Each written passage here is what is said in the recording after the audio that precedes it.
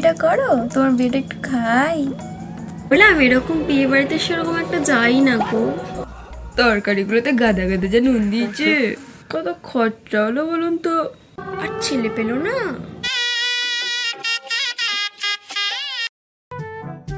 চমকি মা, তোমার বয়স তো ভালোই হলো, এবার বিয়েটা করো, তোমার বিয়েটা একটু খাই। আরে আমাকে একটু ডাকছে কাকিমা। হ্যাঁ আমি একটু আসি, তোমার সাথে পরে কথা বলি। হ্যাঁ আজকালকার ছেলে মেয়েরা আর কি। তো তোমাদের বিয়ের কত বছর হলো? এই পিঙ্কুর মা না, কেমন আছো? খেয়েছো খেয়েছো, খাবার খেয়েছো? ওখানে যা ভিড়, আমার তো সাফোকেশন শুরু হয়ে গেছিল ওখানে। একদম না বাবা। আসলে মিস্টার মুখার্জি অনেক করে বলছিলেন তো, তাই আসতে হলো। না হলে আমি এরকম বিয়ে বাড়িতে সেরকম একটা যাই না গো।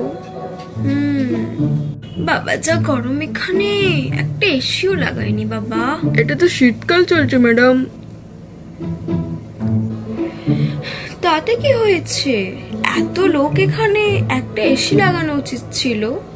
আমি বাবা আর একটুও থাকতে পারবো না, এক্ষুনি বাড়ি যাবো। চিকেন পকোড়া, আমাকে দাও আমাকে দাও আমাকে দাও আমাকে দাও।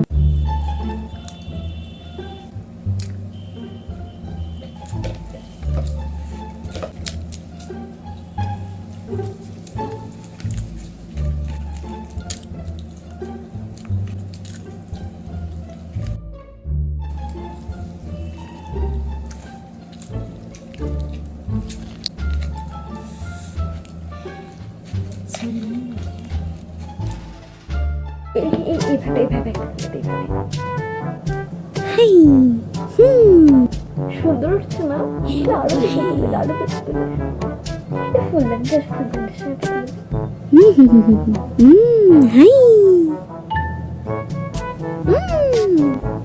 এমন করে এমন করে।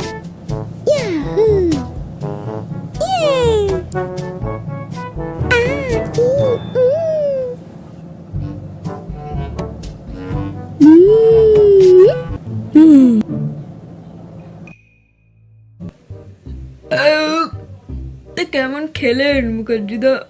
বাবা মাংসটা তো সেদ্ধই হয়নি, এক পাশটা বা দেখছি কাঁচা। আমি তো আবার মশাই পনিরের তরকারিতে পনিরই পেলাম না। তরকারিগুলোতে গাদা গাদা যে নুন দিয়েছে, পেটে যেন আমার কেমন কেমন করছে বাবু গো। এই খাবার খেয়ে না আবার পেট খারাপ করে। যা একটু সোডা খেয়ে আসি। আপনি যাবেন নাকি? চলো। বাবা ছেলেটা কি কালো, আর ছেলে পেলো না। ছেলে সরকারি চাকরি করে।